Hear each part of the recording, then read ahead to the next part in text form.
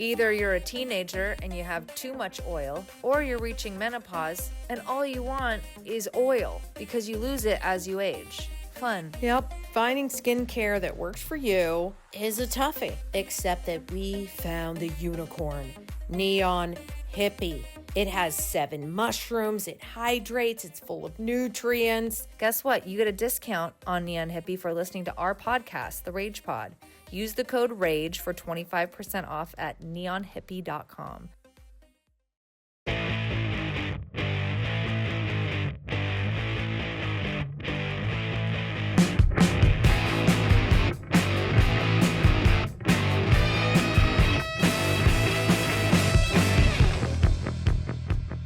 Happy fucking New Year, everybody. Happy New Year. Yeah, ready? It can only go up. Well, let's hope, because it's been real down. Although we've said that like the past 3 New Years, I think. Yeah, I think we have, honestly. Welcome to 2026. Welcome to the Rage Pod. I'm with Ebar. And I am here with Tara Erickson. And of course, we are always joined by the friendly Wendy. So yeah, let's talk about our holidays. Let's do it. A family tradition that started with my sister, me, and our 2 cousins. We, from the time I was little, we always did a very organized, rehearsed Christmas show. Oh, that's right. I know about this. You know about this. So, like, there are handwritten programs from that show, from those shows, I should say, every single year. Yeah. And in addition to that show, which now looking back, there was a couple of performances that would be so inappropriate if we did today. Mm-hmm. Like, I think there was like an Aerosmith song of like Ragdoll, which Friendly Wendy, is the song Ragdoll about a sex worker? Sidebar from Ebar. This would have also been inappropriate back then. In fact, it would have never not been inappropriate. I wouldn't say that it's necessarily about a sex worker, but it's basically about rough sex. I think this is where ignorance is a really powerful tool, and not knowing what it means and just going with it and just like pulling the trigger, not worrying about what's in the gun. Totally. That's where it can really fuck you later. Listen, what I'm going to tell you is that my aunt comes here. I live in a studio. My aunt's great. She's funny. She's cool. But she starts bitching about the temperature, the thermostat. Oh my God, I love that. And so I storm in my closet and I give her 2 other socks and another freaking blanket. And I'm like, here's another layering that's REI that people use when they climb up the fucking mountains. It's true. It's silk and it'll just fucking put it yeah. on. I've lived alone for like 10 plus years. You want your own space. Like, I need to like recover being alone. And having someone in my space for 5 days straight, it doesn't matter the person. It's very difficult for me. You can't even go into another room except the bathroom to Correct. walk away. That's a lot. That's rough. That is rough for anybody. That's rough. 5 days in one room with another person is asking a lot. Most people cap 3-4 days, and that's when they're staying at a house with different rooms. So here's my question. Didn't have that. When did your climate summit start? Day 1. When do you think? Day 1. It's cold in here. I don't believe you. Turn it up. Can you turn it up? I don't believe that. I did lose my child for 20 minutes at Legoland. Wow. Which was that fun for you or scary? It is very fun to think of losing your 3-year-old and it being on your watch. There's nothing that says party or a good time than that. And it was fucking hell. It was horrible. That is scary. Yeah, because I haven't had that happen. I gotta say, women were both my savior that day, and then they also weren't my allies. I was in the bathroom and I was clearly distressed. I was like trying to play. At first I was like, okay, she's in here. I was like playing it cool and I was trying to like still be respectful of the people in the stalls because I'm trying to like look. The stalls are really tall, so I had a hard time like seeing the feet, and then it was like really narrow. And then I started just saying her name. I feel like if any one of the 3 of us were in a bathroom and a woman was it's in Legoland, like everyone, there's kids everywhere. We know that there's a good chance this is a parent. And if someone was saying a name in distress, signal goes off. You're like, they've lost their kid. They've probably lost at least somebody. Yeah. Right? Like nobody stopped to help me. Caden hit on me. We were down in Venice Beach. He was probably like 5 or 6. And we were down in Venice, and we were in this t-shirt stall, and he kept running in the rack of the t-shirts, and he kept hiding on me. And the first time it happened, you're freaking out because you're like 1 second, 2 second, 3 second, and you're like, oh God, where is he? Where is he? And I found him, and he was hiding on purpose and laughing. And when we got home that day, I whipped open my laptop and I said, when I was your age, there was a boy that disappeared from the mall. He was with his mom. His name was Adam Walsh. And I said, It's the most fucked up reference. I love it. and I said, you know what? A week later, they found his head. Oh my God. And they never found his body. I said, don't ever fucking run away from me again. You just sevened him. Like you just told him the plot of Seven that happened in real life. And he was, and how old was he? 6. Tell 6 me you years showed old. him pictures of the head. No, but there Dang are it. no pictures of the head. There are no Okay. pictures. But I did pull up the Adam Walsh Wikipedia page, and I Okay. was like, this really happened because this Yeah. was terrifying. I said, he left his mother in the mall in Florida, and off he went. Don't ever fucking do that again. What did he do? He was terrified, scared him straight. Cut to like years later, we're at LACMA Jazz one night. He's probably like 12 years old. And we're sitting out on the lawn, and he goes like, Mom, will you walk me to the bathroom? And I was like, it's right there, Caden. You can just go right there. And he goes, do you want me to get kidnapped? God, I love that kid so And I was much. like, fuck. So, and even now we laugh about it. He's like, I cannot believe you did that. And I was like, well, you never ran away again. You never pulled that shit this again. It one worked. wanted to show graphic images of a severed head to I a did. 6-year-old. Really nail it in, right? This is what happened to him. Look, his head, no body. Why are you here today in therapy? Well, my mom showed me severed limbs and heads of children that had been abducted. Yeah. He goes, well, let's talk. Let me just walk you through Adam Walsh. Adam Walsh. My holiday was really great and really chill. And I have to say, it was pretty rage free. And you feel safe to just come clean with that? Okay. Boring. Just with everyone? Next. You should probably start any conversation with that, Hey, with that news. Guys, I want to let you know, I'm really happy. She cut to her like she goes to a funeral. Like she Totally. somehow has a funeral this week. Yeah, right? No, it was. And that's her icebreaker. I think what saved my holiday from being rage free was I didn't travel anywhere. Ugh.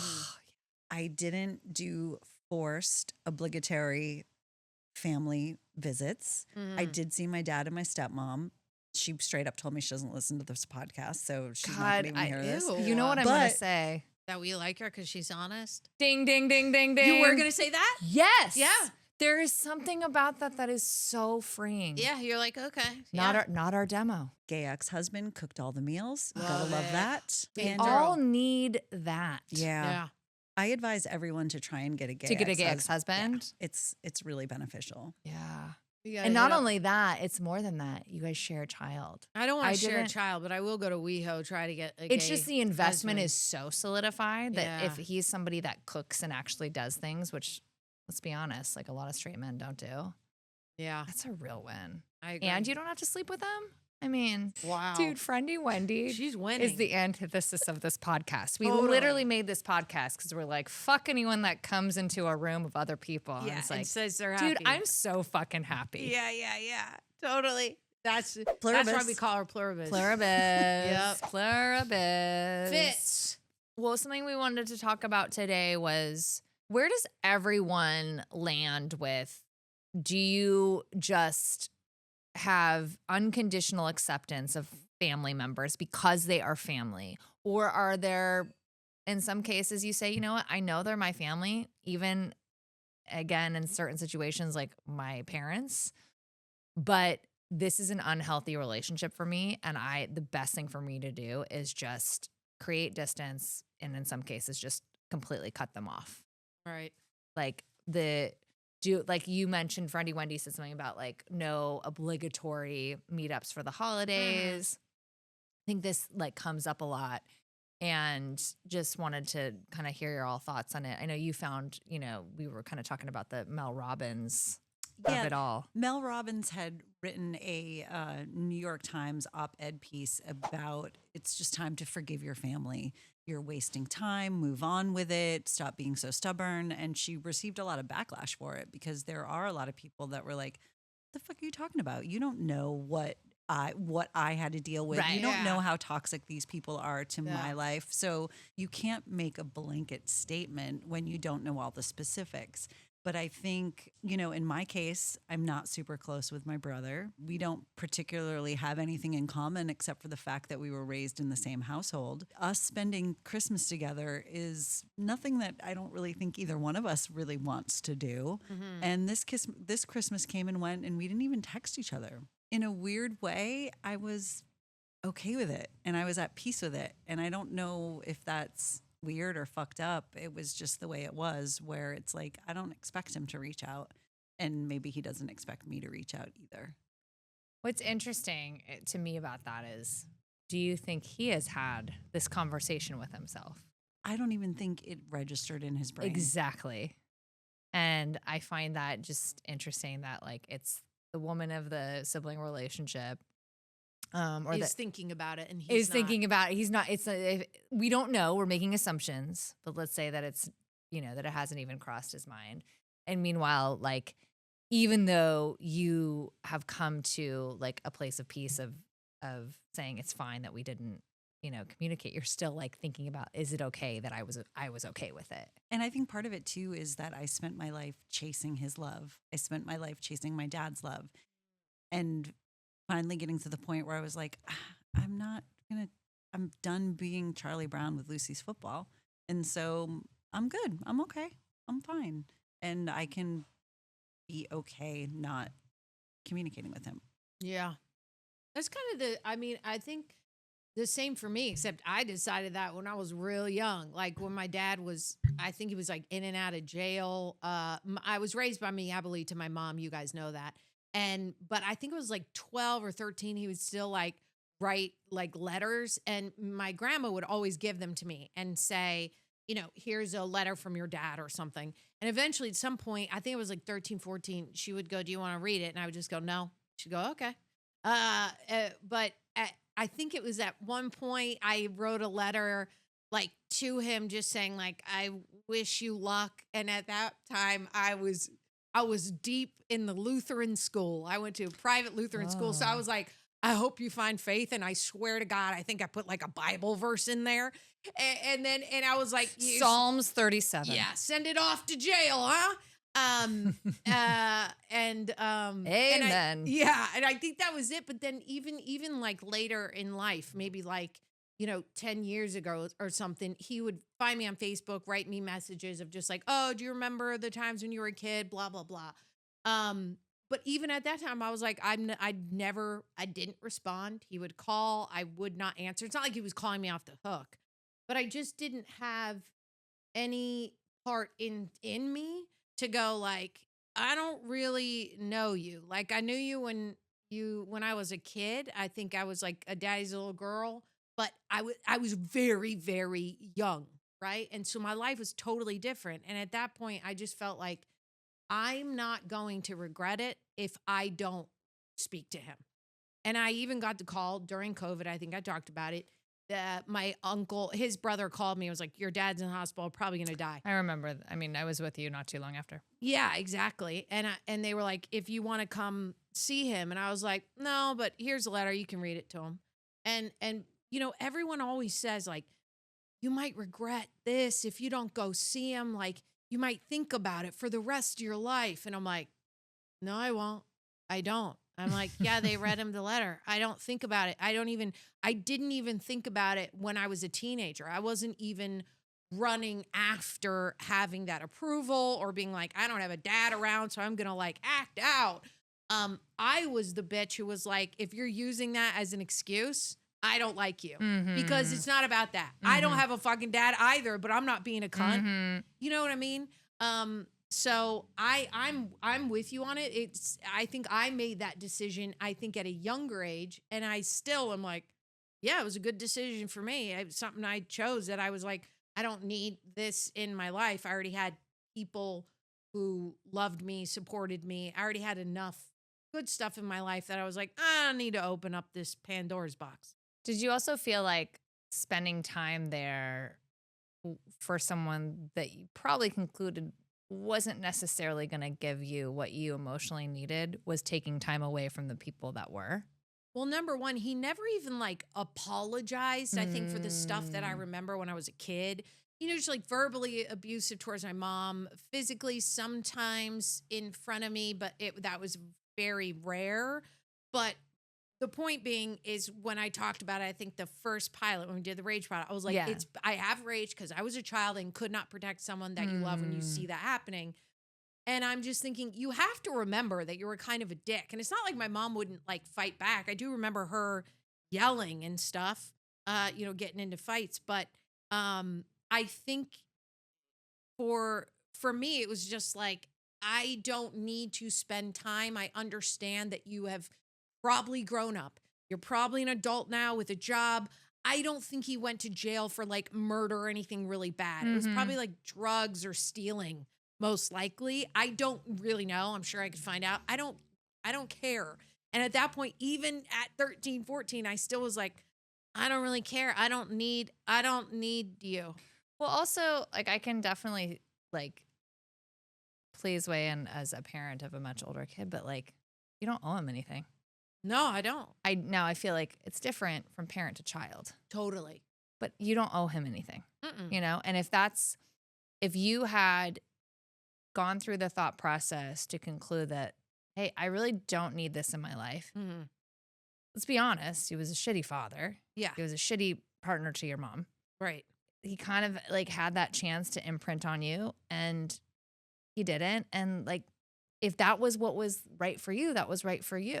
I know someone else who's in a very similar situation and at a very young age, she referred to her father as a sperm donor. And that was what she needed to do. And that was like how she went about her life. I think like for her sibling, it might've been a little bit different. And again, I think that's the real thing here with like the Mel Robbins article. Of course, that's like good for her to have this hot take, right? Like all of this controversy that she has spawned is only good for her brand. But the truth of it is that there isn't a one size fits all. And I think in general, we love to find those things. We love to have those like, it's this or it's that, and it's not. You can have two people from the same parent who might have been very problematic. And for one, they need to have that relationship. They need to have a relationship, how close, whatever. But they need to have something because it signifies something important to them. Like, I have a father that I have. For the other, it might be like, that is not good for me. And I need to make, relationships in my life that are positive that I can give to. And they're positive like in receipt and in giving. And I will choose, like, I can choose those people. It doesn't have to be from a bio standpoint like that, like, fuck that obligation. Yeah. So I don't know. That's kind of my perspective on it. I've seen like my partner is very much like, he is more on the line, like on the side of, at least personally, of like, hey, I know it might be weird. I know it might sound harsh, but I need to like cut things off when it's too much, there's too much pain. There's too much there. There's not enough positive change. Like I that's what I need to do. It's not like with him, it's not the same situation as you and your family. And I struggle with it sometimes because like I've lost my father who was like an incredible person in my life. And so you've lost your mom who was that to you. Yeah.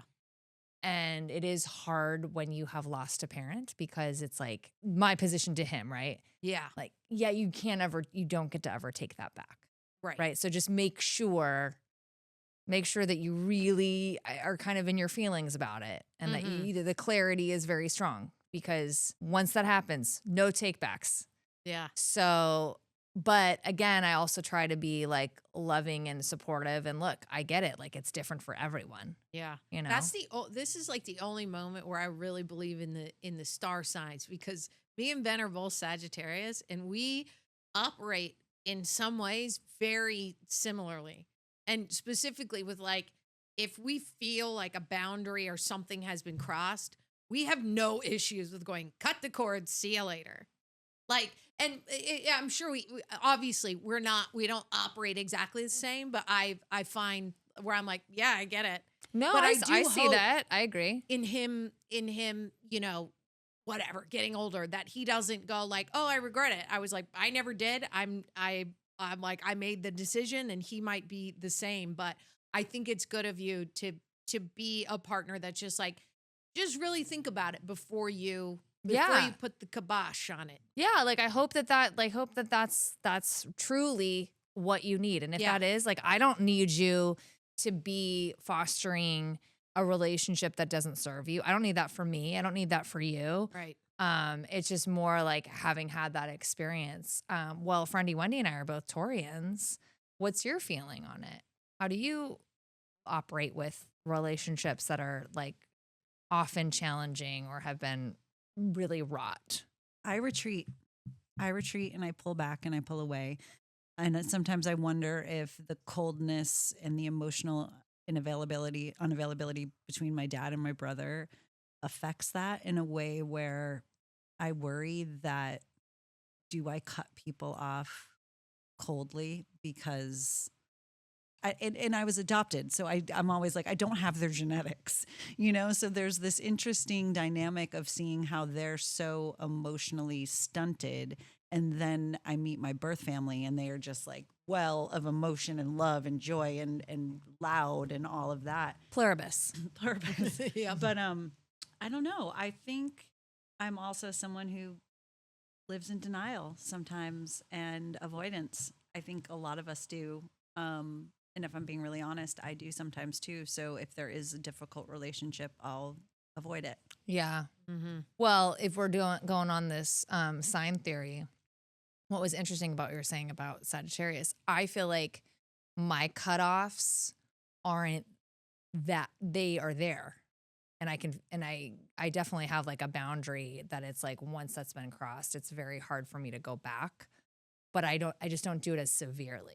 Like, yes, correct. Like what you just said is more along the line of like, oh, I pull back, I withdraw, like, or it's now a different type of relationship for me. Like I put it in a different box. I sort of, the communication, maybe regularity or style or whatever changes just a little bit, but it's not like completely severed versus I feel like maybe you and Ben, it's more of like a strong cutoff. Yeah, for sure. I mean, at least it was with my dad. I don't know any other really circumstances where it was that severe with really anybody else. But yeah, it's like once you're done, I'm done. You're Like, done. Get out of here. You've reached the Rage Hotline. Please leave us a message. So Ben was nice enough to drop us his thoughts on the Rage Hotline, and this is what he had to say about that. Roll the tape. Yo, I think when it comes to the holidays, I don't buy into the, life's short, so just be nice to your family. It's a two-way street, and if you're not getting a whole lot out of your family, and they cause emotional pain, I think that should be viewed as the same as physical pain. If I hit my partner, but I love them so much, the government and police won't care. They separate me from the partner. It's not like I'm allowed to do that. Guys, I'm fine. So to I'm me, fine. It seems kind of cut and simple. It's like, yeah, you put in your time with family if there's love there, and if you're getting more than you, if it's more positive than negative. But otherwise, yeah, I don't find that to hold true always. Maybe it's a higher percentage of the time, maybe not. Cheers. Cheers. Cheers. I actually think the point of like, why don't we treat emotional pain with like the same, with the same respect as physical pain is very important. right? Because it's like, oh, so we need someone to be physically beat up to say like, oh, you're in an abusive relationship, and I don't think that that's true. And Right. that's Emotional. like the Yeah. that's like the problem with the sort of Mel Robbins take of like just forgive. Well, are you going to tell that to someone who was like physically abused by that parent or Or even emotionally or is abused. emotionally abused or abandoned? Like there's so many different like versions where like, hey, they're never going to really feel safe, like emotionally or mentally safe Yeah. to have a relationship with this person. They should feel the freedom and in some cases encouragement to follow that. Yeah, I You mean, know? you're so malleable as a child. So if you were being emotionally, triggered in a negative way, that's PTSD for the rest of your life. Especially if Yeah. it happens in your formative years. You carry that with you always. You're like, that, I mean, this is so extreme, but you do think about like serial killers and they go back to their mom and their Yeah. mom's like, you're a piece of shit or whatever. And then now they're just like, Right. we got to Right. go kill people. That's not for everybody. But my point being is that when it is that severe, the emotional damage, you carry that with you for the rest of your life. It's Yeah. hard to get rid of it.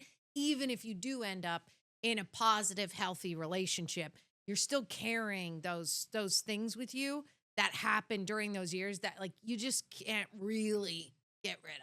When the argument is like life is too short, well, it's like, yeah, life is too short. Life is too short. So why should I like force myself, like take up my time to force myself to be in a relationship with someone just to be in that relationship because society says like, oh, well, this is an important relationship. Well, actually, they are my whatever in title, but in practice, they're kind of a piece of shit. And so I'm supposed to like spend the little time that I have, like that's, you're not working, you're not taking care of a family, or, whatever other responsibilities that you have to spend with someone that kind of sucks. Skip Like, it. that feels like that's life is too short. Yeah, I agree with that. So I think him setting the boundary of like, if he chooses not to, it's like, yeah, great. Just spend time with the people you want to spend time with, Yeah. And that's like, even for my aunt, it's like, I love her. I do want to spend time with her. Sure. We get in a little spat about, over the holidays, but it's like, she's family. That's just, That's a it just different. is So what it is. It's like that's an example where that's an unconditional love that you're like that nets out yeah, at more positive correct. than not. Yes. Like it's not enough for you to outweigh if you didn't have her in your life. Right. And I think that's what it comes down to. Absolutely. Right? Like Yeah. I think the hardest thing, honestly, in this whole situation is figuring out what in your personal gut, what works for you.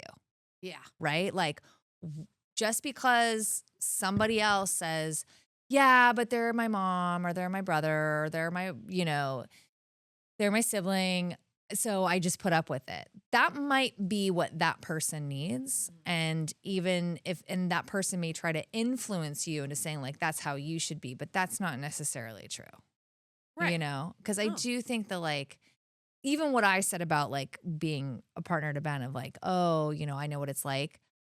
I have the conversation with myself like, yeah, but it may be different for him. Like you can impart that and know that was your experience and know that it is really hard to lose a parent regardless, but it still may not be better for him to maintain those relationships while they're around. Like you might actually feel a sense of relief. yeah, or like that he didn't like spend all of his life chasing something that was never gonna like realize. Because I think, and some people are more this way than others, like it's more anger inducing to go after a relationship that then proves to continually disappoint you than just to like not have that at all. Totally. Yeah. Because that's hell. Yeah. And that just like batters you over time. Shitty way to be. Yeah. Some people get addicted to it, I think. Yeah. You grow up that way and then you're kind of addicted to the chaos and Yeah. maybe when you get in something healthy. That's why a lot of people in general, when there's not drama, you create something because you're just not used to the non-chaos of it all. Your nervous system isn't used to having Right. it be calm. So Yeah. it's searching for the panic. It's searching for the problem. You've talked about that too. like being in healthy relationships is like, Yeah, being in a relationship with someone where all of a sudden you're like, wow, I feel calm. My nervous system is calm.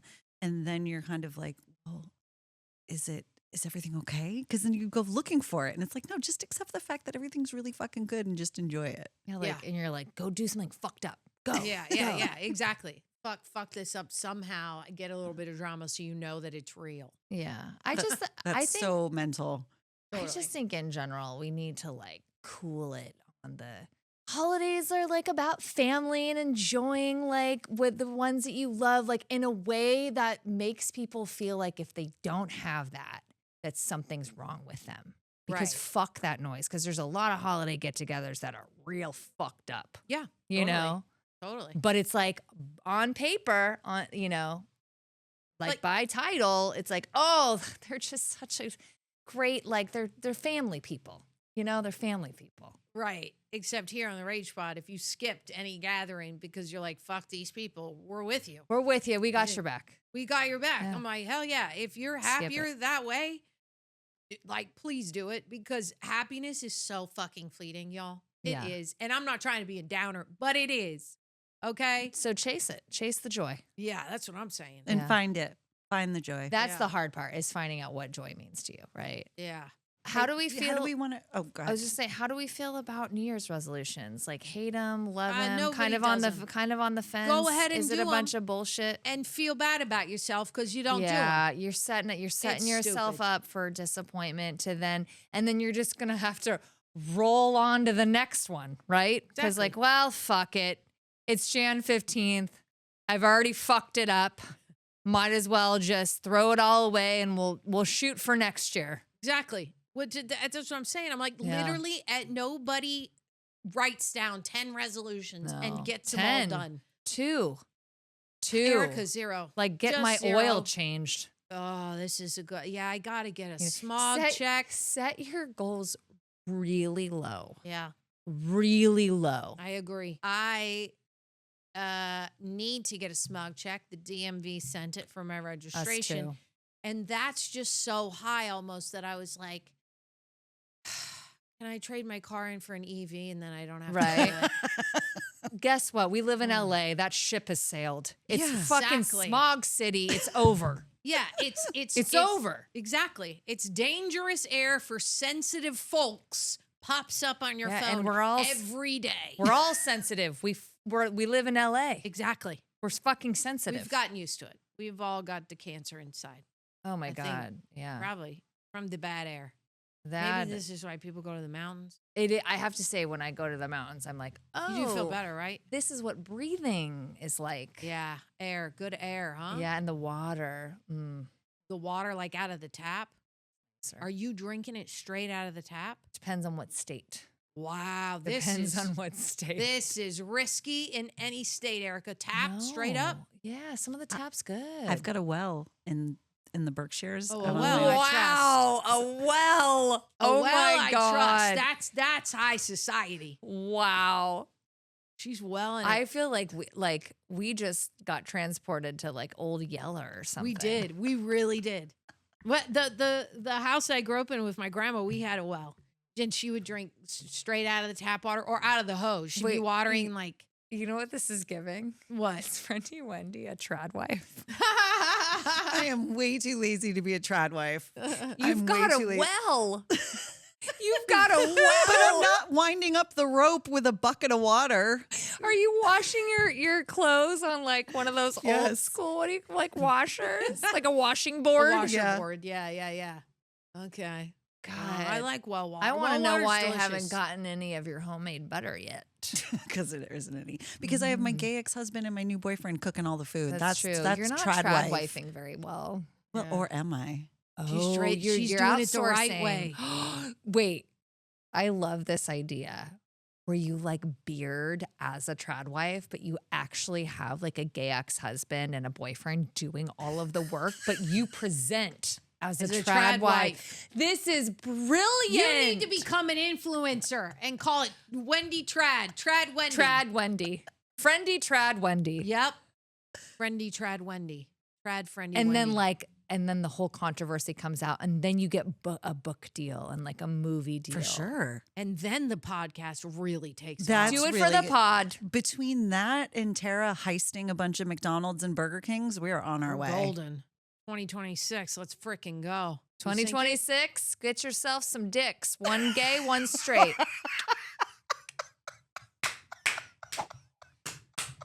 And that's it for the Rage Pod.